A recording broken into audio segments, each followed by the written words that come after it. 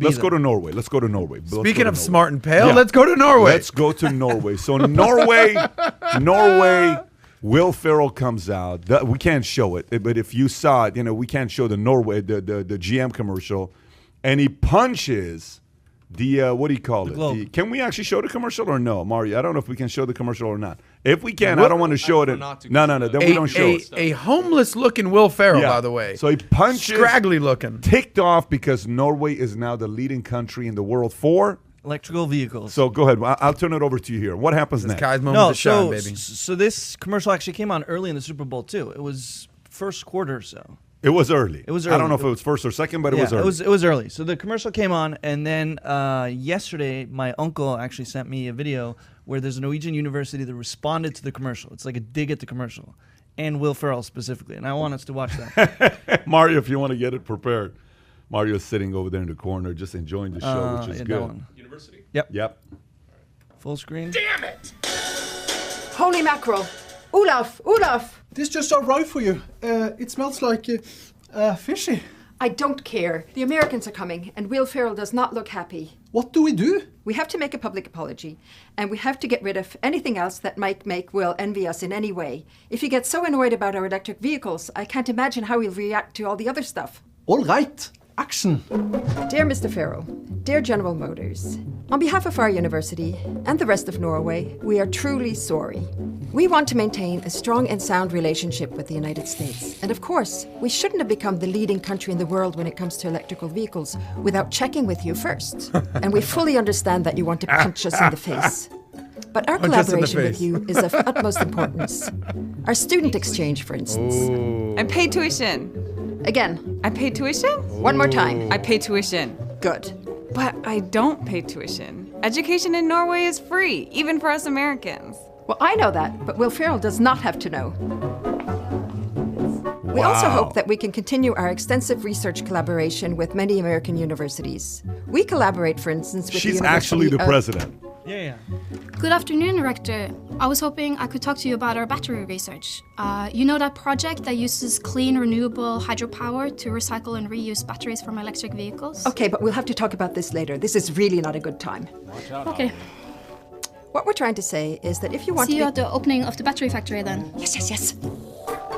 What we're trying to say is that if you want to become the #1 country in the world when it comes to electrical vehicles, we won't stand in your way. We'll even help you and co-create the knowledge you need. Excuse me. Hello? Hi, Rector. I just wanted to say goodbye, and that I'll see you next year. I'm off for my 1-year paid maternity leave. Sorry about that. Not sorry. Wow. I'm on maternity leave and she goes skiing. Sorry. Wow. Straight up. Good for them. And the crazy thing is, this is a 2,000 subscriber channel. In a day, it has 200,000 views. People gonna. But the point is, Norway got a big shot, and everybody's curious to know what Norway's really doing. Yeah, no. So Norway clap back. Yes. Who is that lady exactly? She is the president or like a duke of the university, kind of the of a university. For a second, I thought it was like the president of Norway clapping back. No. But let's not forget the underlying themes there. I mean, they're very political. They are taking shots at America. They are taking shots at capitalism. They are taking shots at our entire economic system. So is Norway capitalism, socialism? That message just sponsored socialism. So Norway has a socialistic state, but it has a capitalistic market. So you have the free market, but then the state kind of comes in and takes over. So you have, for maternity leave, like a nicer version of China. A highly functioning democratic. Sure. And the thing is, obviously Norway has the money and the oil money, $7 trillion to support it. Yeah. And they have. Can you unpack that? What that mean? What you just said? So Norway is a smaller country. You have 5.5 million people, I think. Yep. You have a population where most people are obviously working. You're kind of just working and taking care of it. So you're paying in, and then you're getting back from the state. Norway also is a big oil company. Norway could technically be like a Saudi Arabia or a oil country. Yeah, this is what's crazy, the fact that they have that much oil. However, they early on, as soon as they started, they said basically we're going to put this on a fund and save it for future generations. So they haven't tapped into it. This year, I think, was like the first year because of COVID, they actually tapped into it.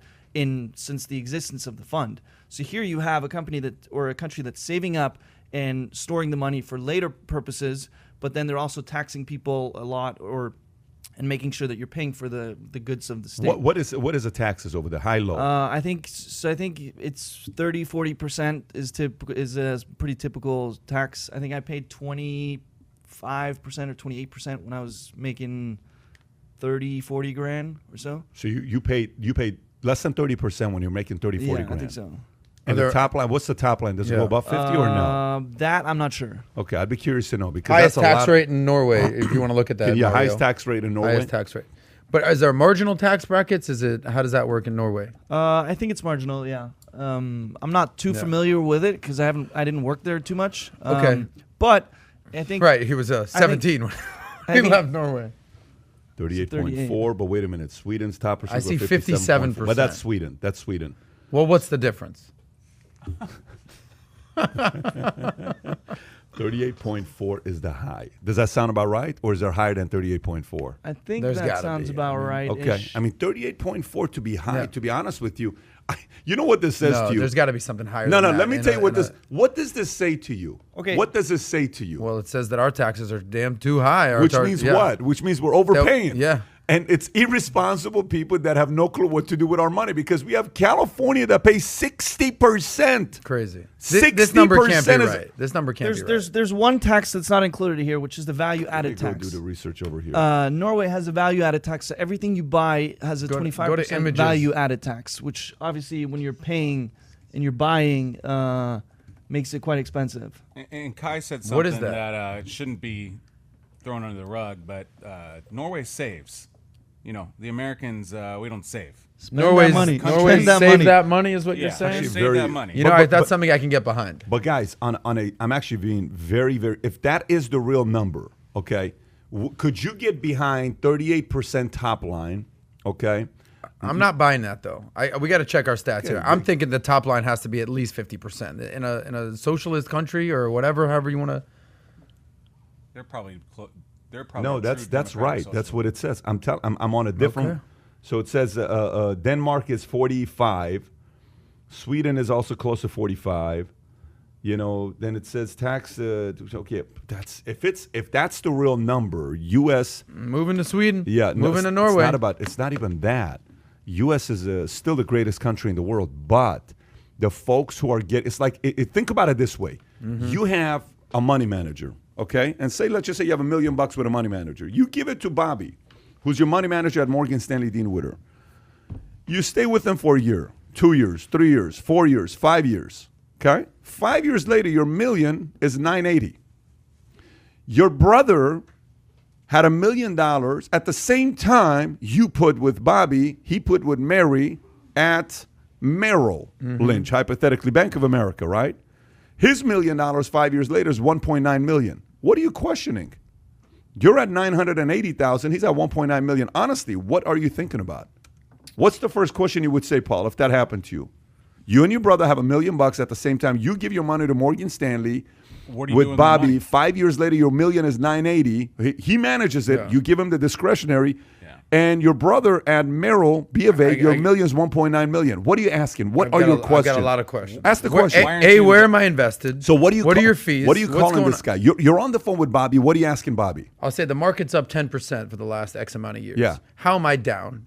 What's my allocation strategy? Am I in stocks? Am I in bonds? Where am I out here? Hey, Adam, you got to trust me because the strategy I'm taking right now is this, and here's what's going on. Even though now I feel like the next 2 years Where's the money going?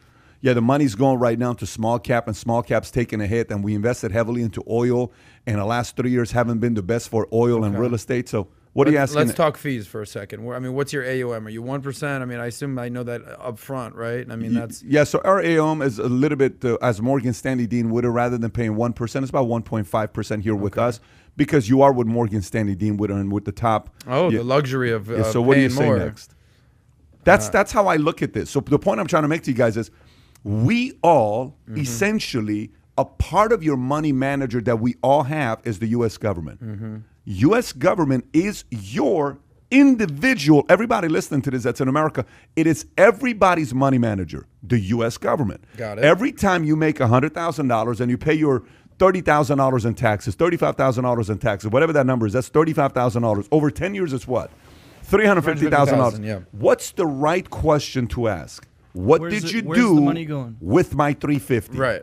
You have 350, and I'm not even $1 million. I'm only making $100,000. I'm paying 30. Let's just say that person is. Right. I'm only making $100,000, 35%. Over 10 years, I paid you $350,000. Show it to me. Where's it at? Show it to me. I want to see it. Infrastructure, healthcare, Where is it? Social Security, What Medicare, do you, Medicaid. what do you need? The 44% that we have right now, 40, top line, 46 is the highest. U.S. And that's not even Norway? state. That, Or no, where? no. In Norway. Okay, but here Okay. it's 40, 39. Say 40%, Okay, and then yeah, at sure. state, Another 5. you're looking at, yeah. well, California, 14, right? yeah. Huh? California's what, 13? Dude, if you look at California's number, you're looking at 60% nearly, 55 Jesus. to 60%. If you're making over what?